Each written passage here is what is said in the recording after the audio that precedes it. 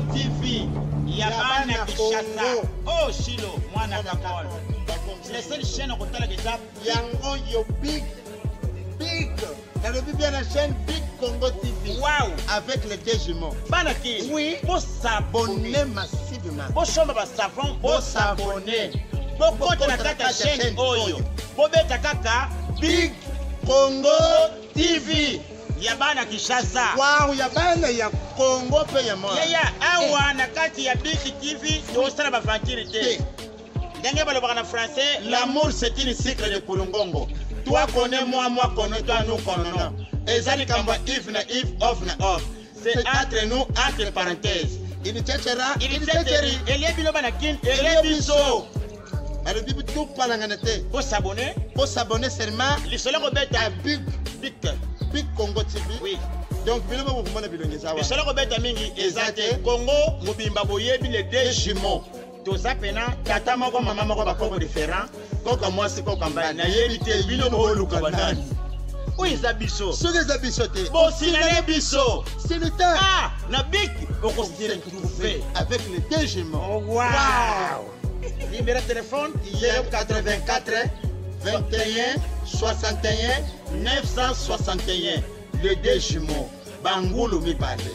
Yaya, biso les agaramo moko. Ye mwana ne ya 3 mois Amélisimi. Oui. Mwana lelaka inge te. Kolela mwana échanger. Mwana comme vibelo ko la téléphone. Okuta mwana na betuka. Ndeta soki mwana to memi l'hôpital cinquantenaire. Docteur alobi okanga bangote. Asali biso lettre transfert. Kotuna biso batindi biso wapi? Na Botour. Toza wa mwana lalaki na Botour. Toyebi te basali ya Android au double SIM.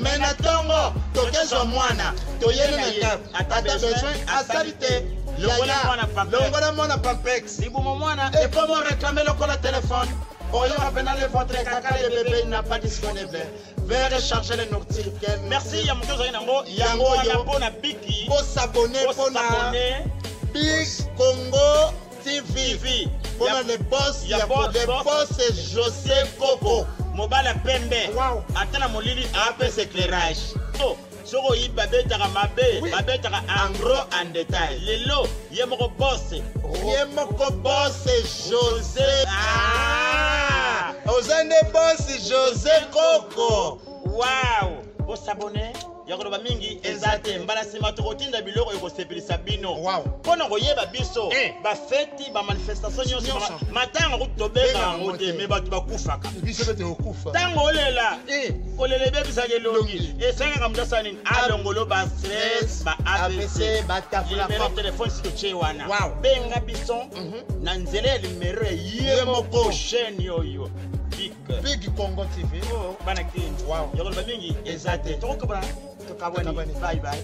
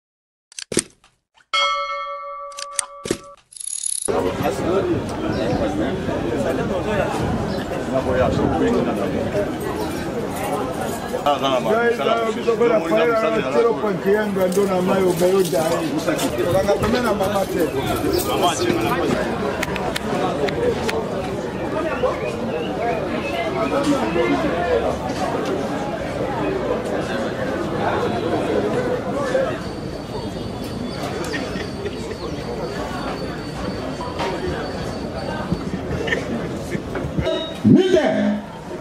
Debout. Télémapuna.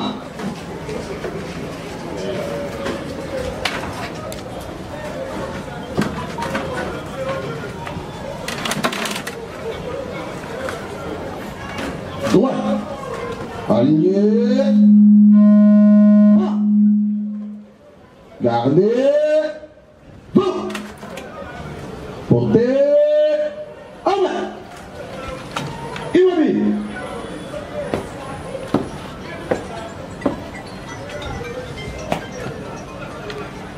Monsieur le Président du tribunal militaire de garnison Kinshasa-Gombe, mon major, la police d'audience est rangée pour vous rendre les honneurs et il vous présente le prévenu qui comparaisse à l'audience de ce jour. Commandant police d'audience, agent de première classe, Kapiamba Delphin.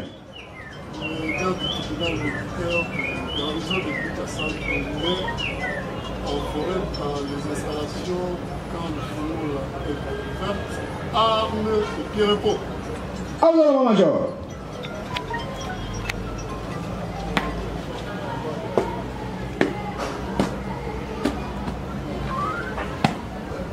Ah, ok.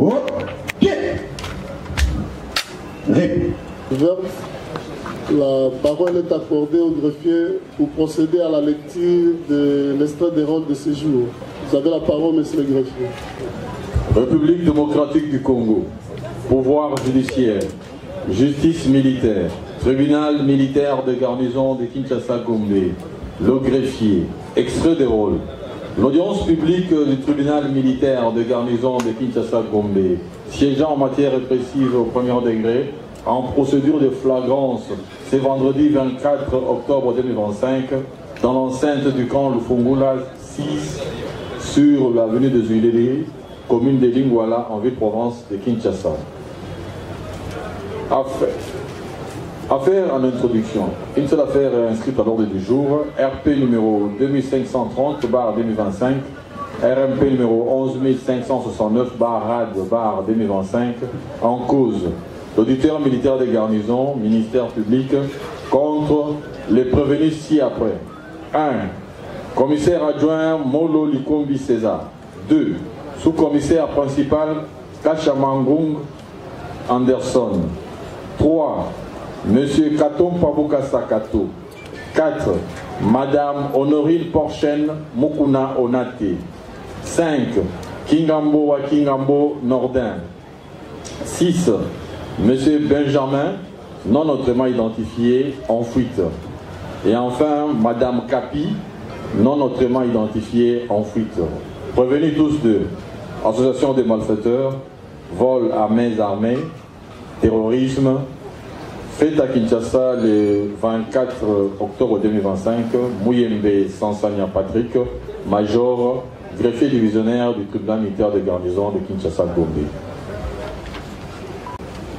Nous informons que l'audience est publique et que les gens peuvent assister à cette audience tout en respectant certaines conditions. Monsieur le Président, distingué juge. Monsieur le Président,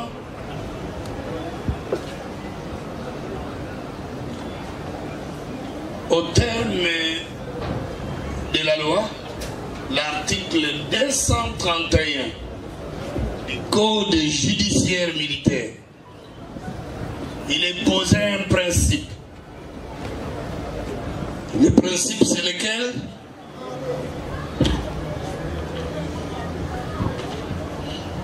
C'est l'interdiction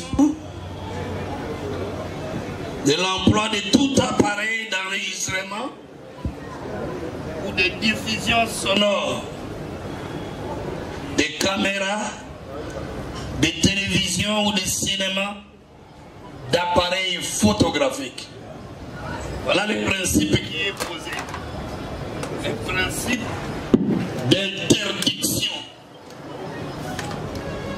Sauf, le législateur le dit, il le précise, sauf autorisation expresse du président du tribunal des séances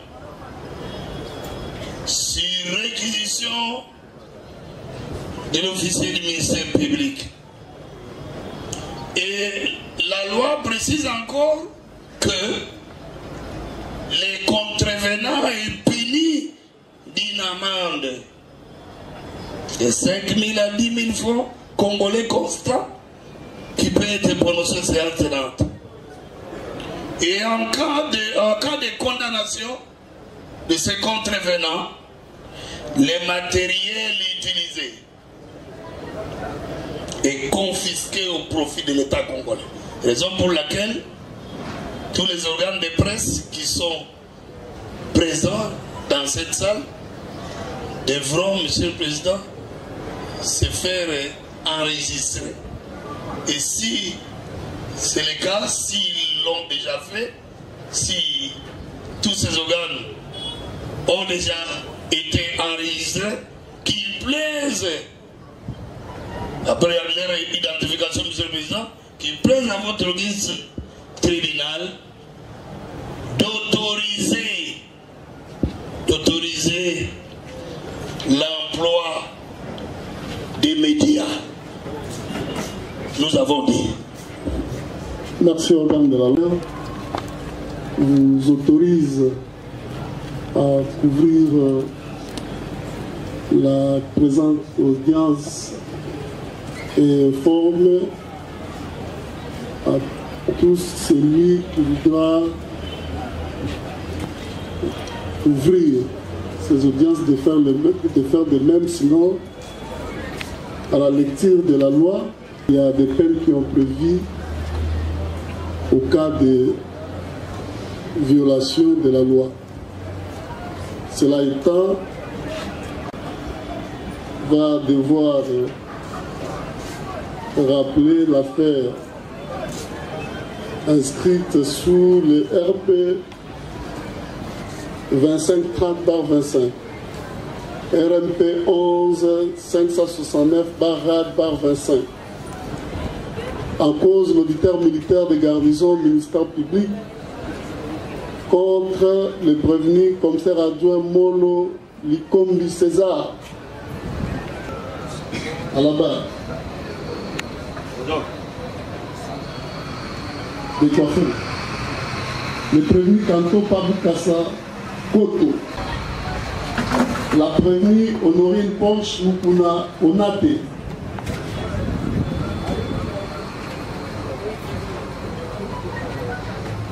Le prévenu Kingambo Wakingambo Nordin.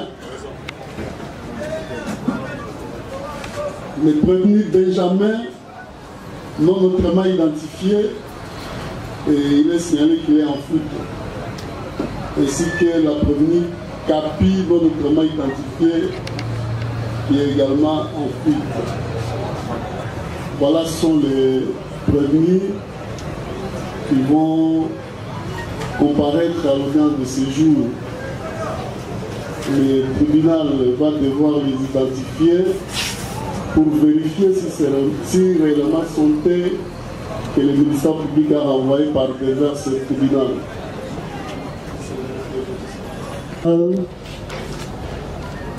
Par l'ordre de traduction directe.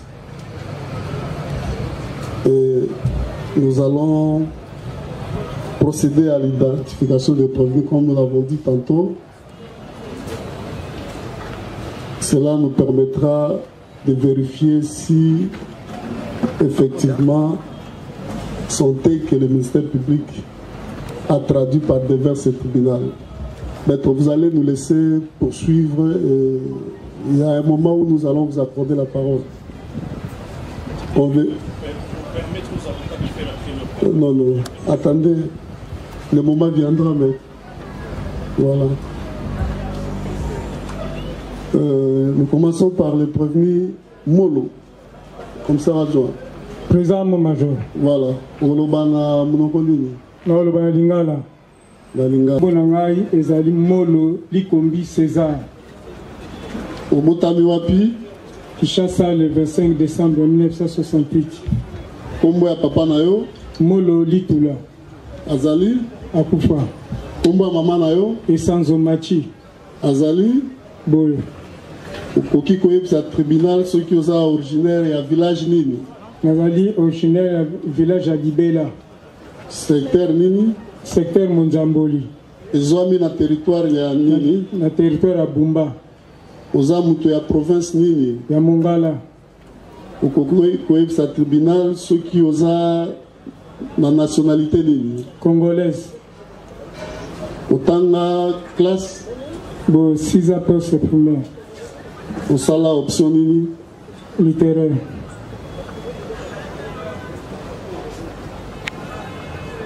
Osala musala nini? Police. Policier. Naza policier. Oza na grade nini? Naza na grade de commissaire adjoint. Unité na yo eza nini? PCR. PCR. Oui. PCR ya wapi?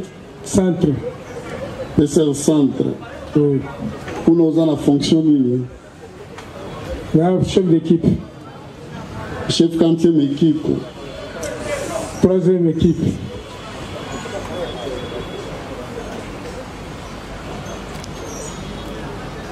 Boyo. Nde numéro matricule na yo? Boyo. Voilà. Tokoki koyeba soki osala CI na yo wapi? Nasala na centre Kapalata. Kapalata na mbula nini? 1988. Oza volontaire 88. Boyo. Osambelaka? Boyo. Wapi? Protestant.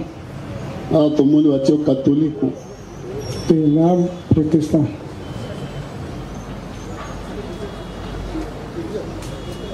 État civil na yo?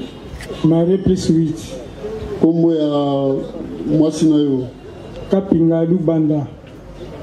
Bana olobi combien? 8. Okoki kopesa tribunal adresse na yo? 0900. Oui. 99. Oui. 18. Oui. Assombo Kassende Mathieu, avocat au barreau du Saint-Paul. Bien père Koufa. Ah, tomoni bati azana bombo. Village na yo ezali Bandungu. Mboka ya papa na yo. Village esika ya bakoko na yo. Kalunga. Midi Kalunga. Midi Kalunga. Eza na secteur ya nini? Ya Gungu. Secteur ya Gungu. Oui. Territoire Kwilu. Territoire de Gungu, non? Gungu. Vous avez la province de Bandungu. Bandungu. Oui. Bandungu, c'est sous province. Parce que Kabola, grand Bandungu. Kwilu. Vous avez la Kwilu. Oui. Vous avez la nationalité nini? Congolais. Vous avez une classe? Oui. Vous avez une classe nini? D6. Diplômé dans option nini? Électricité. Électricité générale. Général. Vous avez la police. Vous avez la grade nini? Sous-commissaire principal. Unité na yo? IPHP. Vous avez un escadron nini? Premier escadron. Peloton? Premier peloton. Vous avez la section nini? Dans la première section toujours. Vous avez la fonction nini? Chef d'équipe. Chef d'équipe? Oui. Quantième équipe? Équipe 2.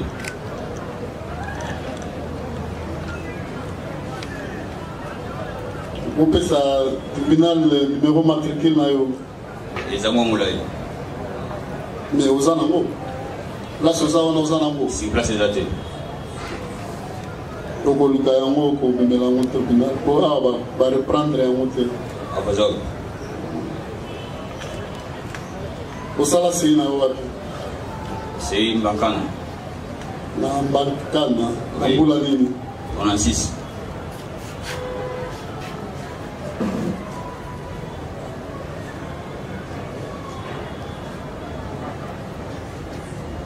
Bala. Bala. Kombo ya mwasi na yo. Eola Okito. Bana boni. 7. Ok. Osambelaka. Sambela. Wapi. Catholique. Catholique. Adresse na yo ovandi wapi. Avandi na Avenue Tembo 79.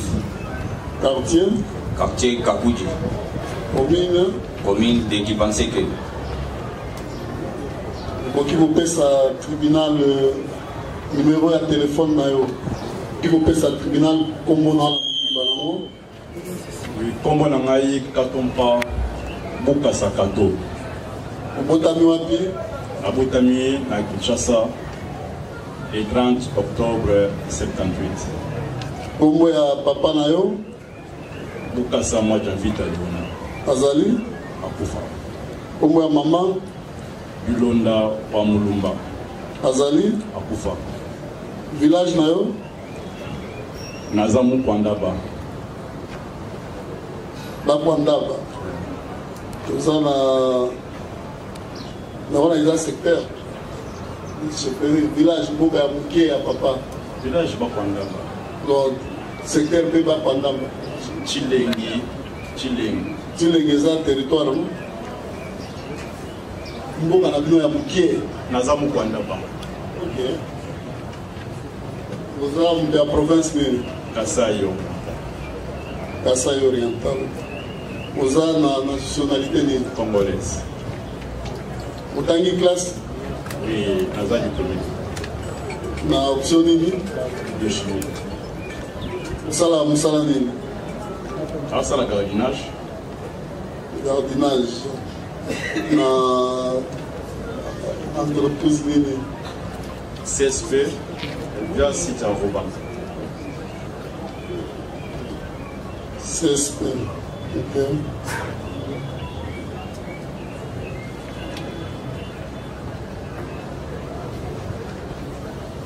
État civil na yo? Naza na mwasi na bana 6. Kombo ya mwasi? Nanou Kabedi. Bana combien? 6. Ils ont 8 T. 6. Osambela wapi? Nasala l'église de réveil. Oki couper sa tribunal adresse na yo. Voilà, nous poursuivons.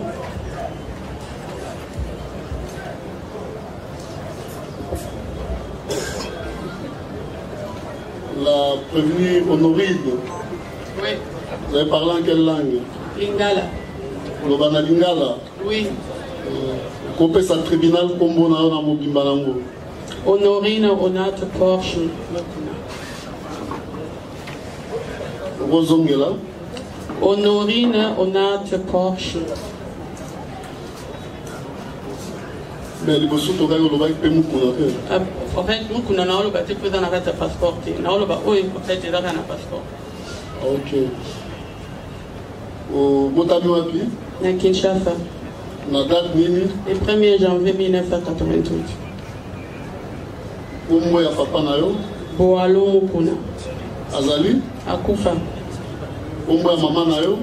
Tete Liyeyo. Azali? Oui, Aza. Vous êtes originaire du village de... Bon, wana vraiment na évité. Pour mutakoli sanga yebisa ngamoto. Mais tout le monde va comer le sala. Na évité. Non. Yo no pesa ki ba mo. Non, na pesa ba mo te na évité on a évité. Voilà, tout le monde est originaire du sala, secteur va pas citer, territoire va pas citer, province va pas citer. Vous avez ta province. Na évité. Sur le village de la province. Tu n'as évité, na kenda 3 mois, tu n'as évité.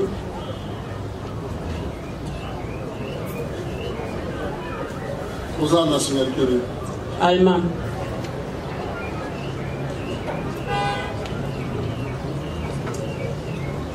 Vous avez allemand d'origine congolaise. Oui. Ça. Oui. Vous avez les forêts. Sinon, ça n'est pas origine d'ailleurs, village, oui. Secteur, territoire, hein, dans la province. Bien que vous avez allemand, mais vous avez la souche et la congolais. Si, si. Il faut ça la makasi. Oui, par un mot, c'est important. Oui, non, pas les formes. Les place l'outil, bien sûr. Oui, pour voir que ça monte. Jamais. Voilà. Ok. Est-ce que tu as la classe? Oui. Je suis dans la classe, oui. Si 12e, il y a Allemagne. Celui qui est l'équivalent de la vision. Surtout dans la bague. Oui, il va devoir faire un pilote mort. Pour la bague. L'université qui était. Et dans ce cas, tu n'as pas bien Allemagne. Bague 4. Oui.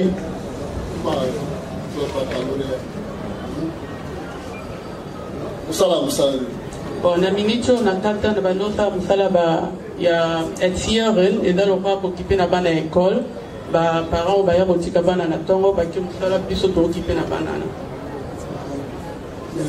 Net ko to ko mai musala wa musala. O bobo ko ma wana ko yango nde mkatani. Zongela ko gefia kuma. Etieren. Etieren.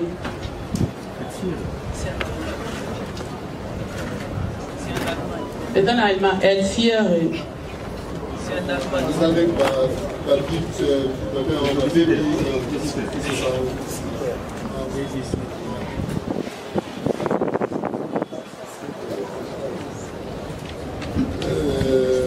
au bas là, bien aux divorcés, aux célibataires.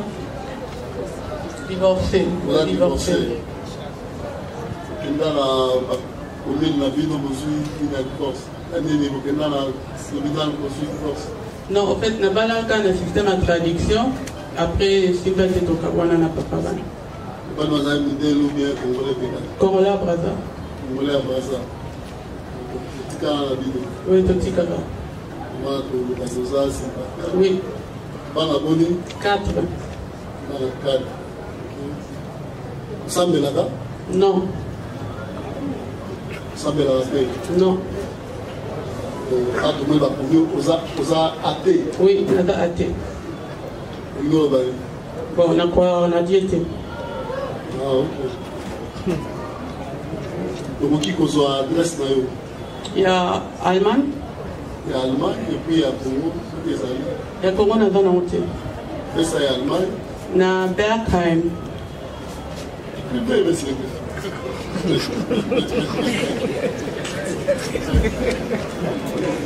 Ok, tout est. Il y a beaucoup. Na Bergheim, ville est à Bergheim, comme à Postleitzahl 50-127.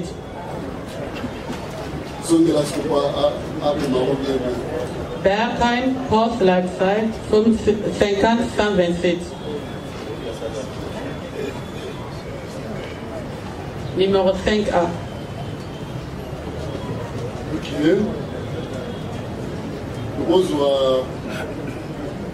Awa na décision de renvoi bapesi adresse na ya awa na loi yango balobi ke vandaki na avenue Ireku numéro A37 na quartier Matunge 3 wana flat na bandomi na Kalamu eza flat isiko fandelaki ya ntango okomaki. Oui, flat. Ah, ok.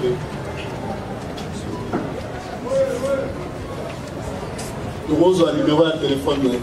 0049 152 09 09 79 75.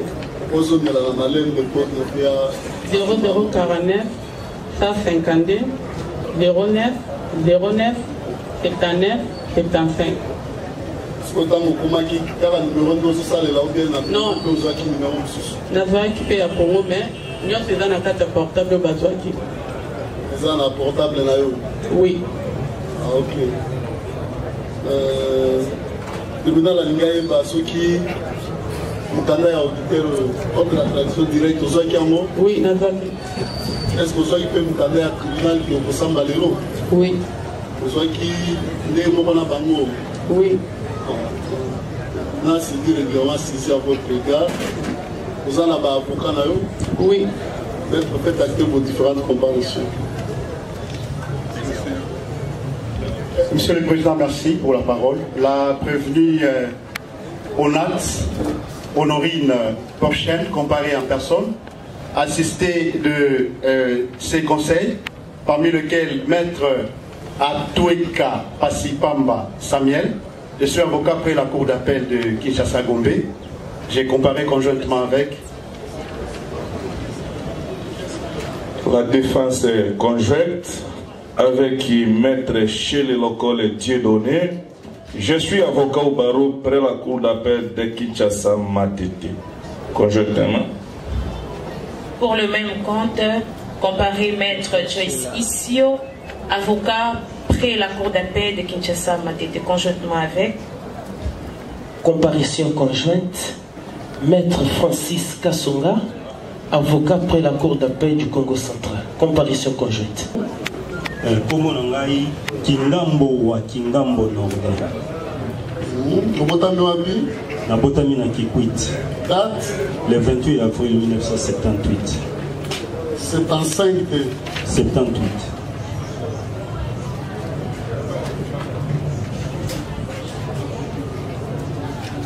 Kombo ya papa na yo? Kingambo Bomance Vincent. Azali? Azali na bongo. Kombo ya mama?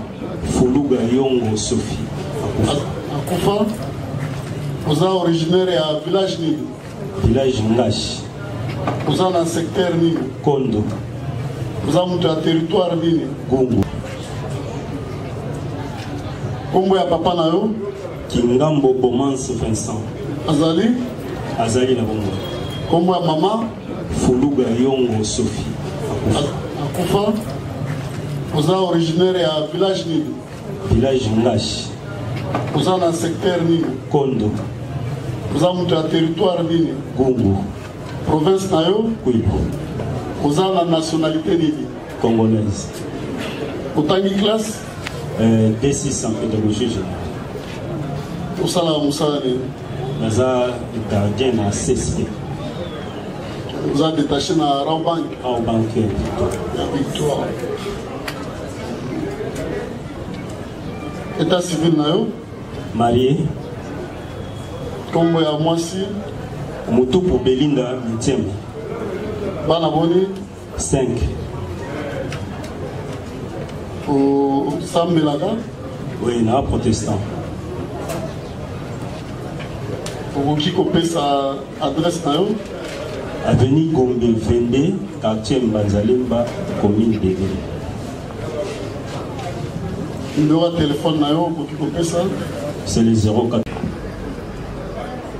Nous demandons à ce qu'il plaise à votre auguste tribunal de statuer à l'égard de ces deux prévenus en fuite par défaut. Nous avons dit, M. le Président. Et hors de tension directe, ici également au dossier des situations à comparaître et les renseigner que ces situations à comparaître ont été réceptionnées à l'auditoire militaire de garnison de Kinshasa-Gombe en date du 22 octobre 2025. Et notre citant s'était prévenu à comparaître en temps de séjour.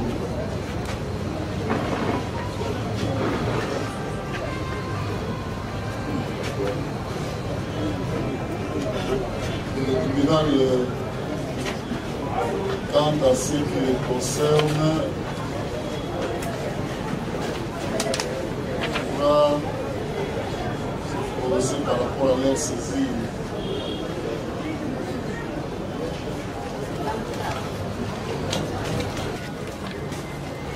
Après avoir identifié le prévenu et vérifié la régularité de sa saisine, le tribunal va devoir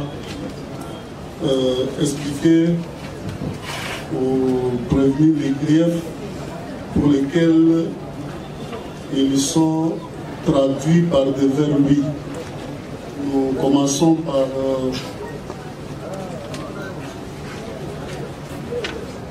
la prévenue Honorine Porchan Mukunda Onate. Vous voyez, pour la ligne, aux années à tribunal. Voilà. Auditeur militaire. Il faut la garde. Auditeur militaire. On va dire au papa avant au colonel. Voilà. Il y a un auditeur militaire. Il y a un ami au tribunal. À Lobi Boye. Et Ezalaki Awana Kinshasa, ville paix capitale de la République démocratique du Congo, précisément dans l'agence de Rawbank, où ils ont mis dans le croisement de l'avenue et à Kassavubu. On a la commune à Kassavubu. La date est le 16 octobre 2025, vers 9h. Yo au comité qui va acte à terrorisme en relation avec une entreprise individuelle. Oyo ezalaki pona troubler gravement ordre public dans nzela ya ba intimidation na ba terreur na kosalaka ba infraction oyo atangi na se awa. Infraction à Liboso à Lobi Boye et yo on procède à une séquestration. Il y a des agents, il y a Rawbank, notamment il y a madame Tiobaka Bangou Bénédicte pour la caissière, il y a monsieur Tibouabouam Moudandi Andi. Na gérant et na ba client mususu ya mi balé kaka na misala na yo ya opposaka ba acte ya terrorisme wana alobi oyibaki na mandoki misolo motango $10,500 américains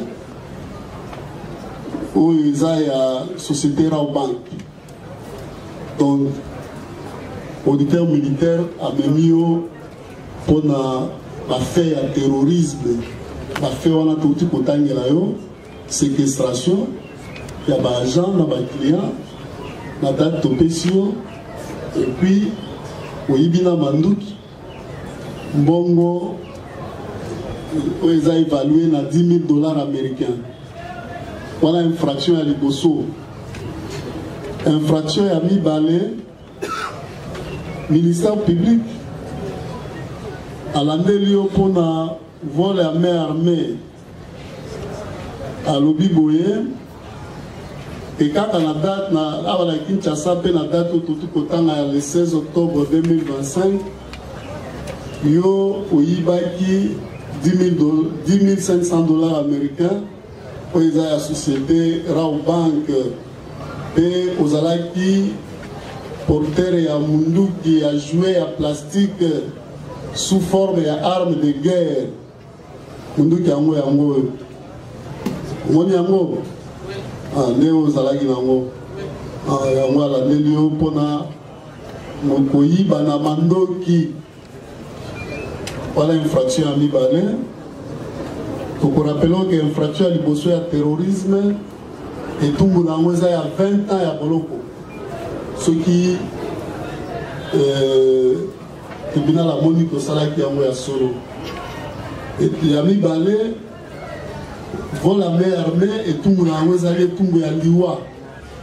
Ce qui tribunal a monique au salaire qui a envoyé à Soro.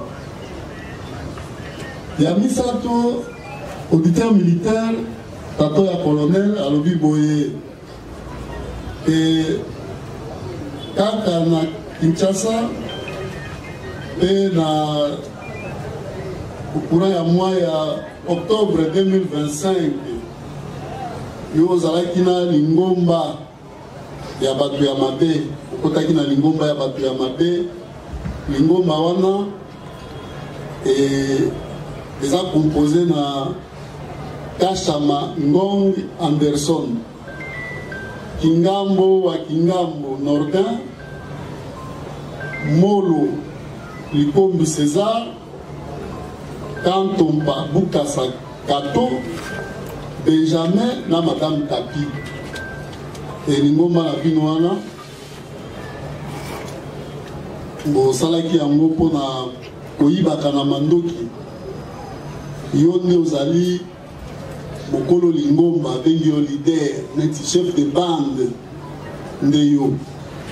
Olandi wana eza bafe oyo ministère public atie na mutu na yo tribunal ayebi so lisusu ke etumbu na yango mpe eza etumbu ya liwa oyoki voilà wana eza mpona oyo etali yo soki tozwi baoyo batikali à la différence na yo oyo atieli terrorisme baoyo nyonso batikali ministère public azolanda bino mpona vol à main armée na association des malfaiteurs, c'est-à-dire que chef de bande na bino nde Honorine et puis bino elongo na ye boyibaki $10,500 américains oyo eza ya société Rao Bank kuna na Victoire. Et puis na Lingomba nde tolobi na association des malfaiteurs boza na kati ya Lingomba wana mosala na bino na Lingomba wana ezali mpona koyibaka na mandoki. Donc mpona bino botikali etumbu na bino mpe eza etumbu ya liwa. Bolandi les autres prévenus et les policiers ozobeta masolo ozolanda explication te. Il faut être attentif. Pour vivre pour la bino en dépend. Vous allez distraite. Mais si vous samba, que ça va moyen de défense tayo, au tribunal là, la n'engagé à pouvoir décision à poser. Si vous avez distrait, vous avez emporté ici. On l'a dit. Association de malfaiteurs pour la merde. Chef de bande. Revenu Honorine. Oyoki.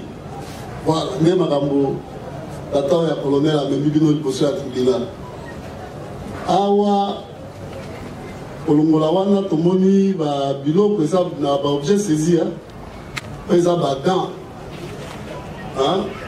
Oyo eza sala bino wana ministère public nde ya lobi na mikanda na eza na kati ya dossier awa. Esalisaka bino koopere kota baga yango oyo baga oyo na objet saisi bazwaki yango pa ya prévenu Honorine chef de bande na bino oyo eza babone na ye alataka oti azokagule noir alati ale bokoti mpona baopération oyo mpe ndenge moko soki alataka ye moko soki bokabolaka nde tokoyeba kaka awa ministère public akoyebisa biso yango arme na bino oyo booperaka nango yango oyo omoni arme na bino yango wana tomoni mpe bamasasi baplomb. Je crois que la mairie eza kozwa yango amasasi yango oyo soki babui tokobenga yango babui soki bamasasi penza oyo apparemment esi ebetaki ebetaki mpo oyo eza na kati eza na bastiki nango me oyo okoyeba soki ebetaki mpe na Rao Bank mokolo wana to te ozwi lisusu pesa na biloko ministère public aye nango oyo eza badiamba bangi mofuta bangi bangi nde yango oyo ministère public na badocument atie na kati alobi azwi yango mpa ya prévenu Honorine bangi yango oyo akoexplike biso eza ebele eza ebele sopango wana sopa likolo mesa bangi penza oya Congo oyo ezalaki déjà pli mpona komela bata komela bangi bayebi so ekomi na eta oyo eza nde eta ya komela awa lisusu tomoni carte moko ezali awa laissez passer HP ya monsieur Aldi Projet ezali awa tomoni carte d'électeur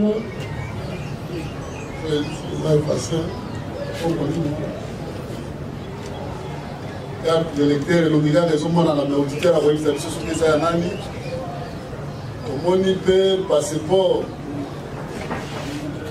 yango oyo ya Honorine okokodute oyo aza allemand te aza allemand passeport na yango oyo mpe emonani ezali awa toza na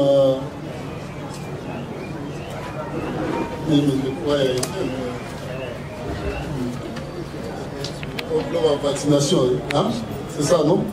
La vaccination, dans Guinée, qui est belé. Dans Guinée, on appelle ça la mienne appliquée au yo. Dans la groupe Nabino, on met les bangi, alors, terminé à Zolo. On peut ici,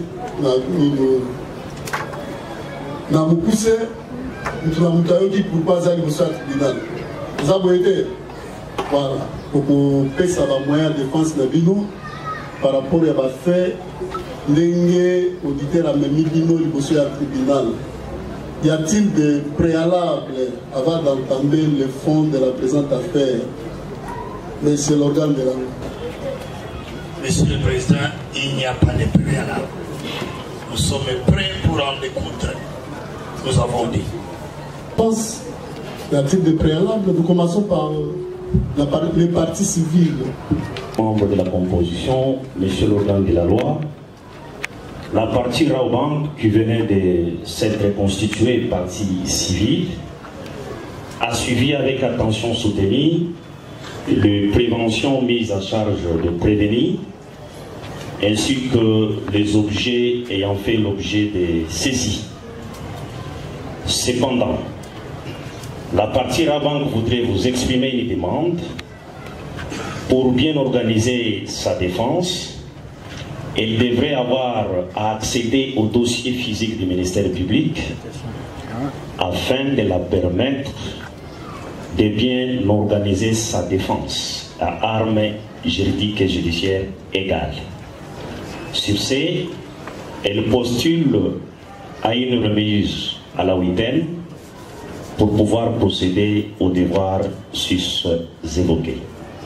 Président, la partie Bijou Bidor, émettant dans les mêmes zones d'onde que la partie civile Raobank, réitère également cette demande, d'autant plus que ce n'est que hier que nous avons appris, d'ailleurs par la voix des ondes, et je pense que les greffiers ici présents nous a vu courir, juste ne serait-ce que pour avoir le numéro du dossier, et l'on n'a pas pu accéder au dossier pour permettre d'engager la défense pour les intérêts de notre cliente. Voilà pourquoi nous réitérons la même demande et faisons un même corps quant à cette demande. Et à ce jour, nous n'avons pas encore eu accès aux éléments du dossier du ministère public. Raison pour laquelle, Monsieur le Président, pour une justice équitable et pour assurer correctement leur défense, nous sollicitons par devers vous une remise à la huitaine. J'ai dit, Monsieur le Président. Merci, Monsieur le Président. C'est toujours pour le compte de Madame Honorine. Président, nous ignorons que Madame Honorine a doublement des dossiers. Nous sommes vraiment trop surchargés, donc je réitère aux demandes des confrères, malgré dans d'autres contextes, je ne suis pas d'accord avec eux, mais pour la remise, nous sommes tellement d'accord et la descente, voilà, vous allez nous permettre pour que l'accès soit au dossier du ministère public pour que la défense puisse bien se préparer. Parce que votre dossier, elle est tellement grave avec des faits et des infractions que vous avez évoquées. Voilà pourquoi nous demandons une remise pour bien nous préparer. Qu'attendez, je vous dis. Je serai complété. Merci beaucoup de la parole que vous nous accordez, Monsieur le Président. À ce qui concerne la défense de Madame Honorine, les motifs sont déjà mis à votre disposition, mais nous demandons seulement que cette remise soit à 2 semaines. Pourquoi nous demandons à 2 semaines? Parce que de l'autre côté, nous avons encore un grand dossier dont notre cliente est victime et ça va encore nous demander beaucoup de travail. Raison pour laquelle nous demandons par devant votre office tribunal de nous accorder une remise à 2 semaines pour préparer la défense de notre cliente parce qu'il s'agit de faits tellement graves. Nous avons dit. Était un droit constitutionnellement garanti votre honneur et pour assurer la défense de notre cliente, Madame Honorine, ici présente devant vous, comme l'a dit le confrère, parce que nous avons un dossier de l'autre côté comme partie civile, victime, et de ce côté-là, ici nous sommes partie prévenue. Et il y a d'autres pièces qui pourront aussi être utiles dans le cadre de l'exercice de sa défense, qui doivent être versées à temps réel devant votre tribunal pour permettre à ce que nous puissions assurer sa défense. Voilà pourquoi nous disons, si possibilité il y aura, qu'on le renvoie à 2 semaines, ça va nous permettre, et de l'autre côté, et ici, nous avons dit. Donc pour la réunion, lorsque le conseil dit que, et les ministères publics, donc il emballe les ministères publics dans ses dires ou ses déclarations, les ministères publics, il est en train de s'isoler, il sort de ces carcans-là, là où on l'emballe. Les juridictions militaires sont saisies. Soit les articles 214, 215. Il faudrait qu'ils lisent encore. Sont saisis par voie de traduction directe. C'est l'œuvre du ministère public. Le ministère public, c'est lui qui traduit directement. Ce n'est pas une flagrance. Ou par décision directe, ou par décision de l'envoi, voulais-je dire, émanant de l'auditeur militaire légal. L'auditeur n'est pas à les mettre dans ces carcans-là. Il faut les relâcher. Le ministère public a saisi le tribunal. Par ces mots de saisine-là, traduction directe, ça signifie qu'il n'a pas posé les actes d'insurrection, les actes de l'OPJ. Nous les avons posés. Voilà. Nous avons réalisé que poser encore d'autres actes, ça serait superfétatoire. Tellement que il n'y a pas de zone d'ombre. Il n'y en a pas. Les actes posés par l'officier de police judiciaire. Raison pour laquelle nous avons opté pour cette voie-là, la traduction directe. Monsieur le Président, revenant à cette remise sollicitée par les partis civils et certains partis prévenus, nous disons que tout en garantissant, tout en sachant, tout en reconnaissant leurs droits sacro-saints, les droits les plus sacro-saints de la défense, pour un combat loyal, Monsieur le Président, afin de rencontrer l'un l'autre, nous pensons qu'ils peuvent lire ces dossiers les week-ends et les lundis déjà. Nous pouvons en découdre parce que la justice militaire est caractérisée par la célérité, l'exemplarité. Nous allons vous demander de taper fort pour que nous ne sommes pas en procédure de flagrance, mais nous disons que pour que ceux-là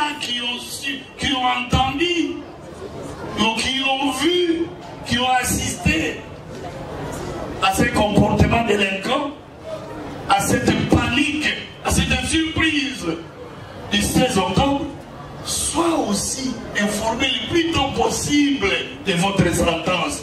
Raison pour laquelle nous pensons 2 semaines, 1 semaine, c'est trop. Nous sommes prêts pour ce lundi déjà. Nous avons dit. Prévenu Porsche secouer la tête pour dire oui, oui. Au moins les arrêts lundi. Voilà. Après les observations des uns des autres, écoutez, on ne va plus continuer à parler sur ça. Après observation des partis, l'avis du ministère public, le tribunal va devoir suspendre l'instruction de la présente affaire et la renvoie contradictoirement à mardi. On laisse aujourd'hui, demain, les greffes seront ouvertes. Parce que c'est un dossier côté de 1 à 64 pièces pour 5 prévenus. Donc chacun a peut-être 2 ou 3 feuilles. Donc nous renvoyons à mardi. C'est même lié à 9h et 9h30 nous commençons. Vous êtes, quand nous voyons là, ce sont des collectifs. Celui qui n'est pas là, d'autres peuvent venir et nous allons poursuivre. L'audience est suspendue et va reprendre le mardi. Ça sera quelle date, monsieur le greffier? D'attendre les calendriers avec nous. Il faut toujours en avoir. Voilà, plus rien n'est pas inscrit à l'extrait de votre séjour. L'audience est suspendue et reprendra le mardi. Tribunal, mettez.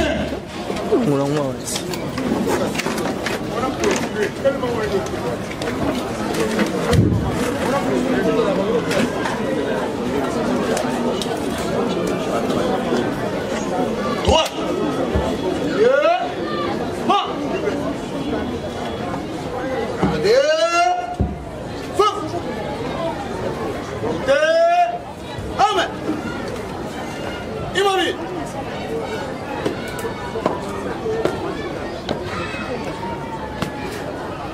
Monsieur le Président du tribunal militaire de garnison Kinshasa Gombe,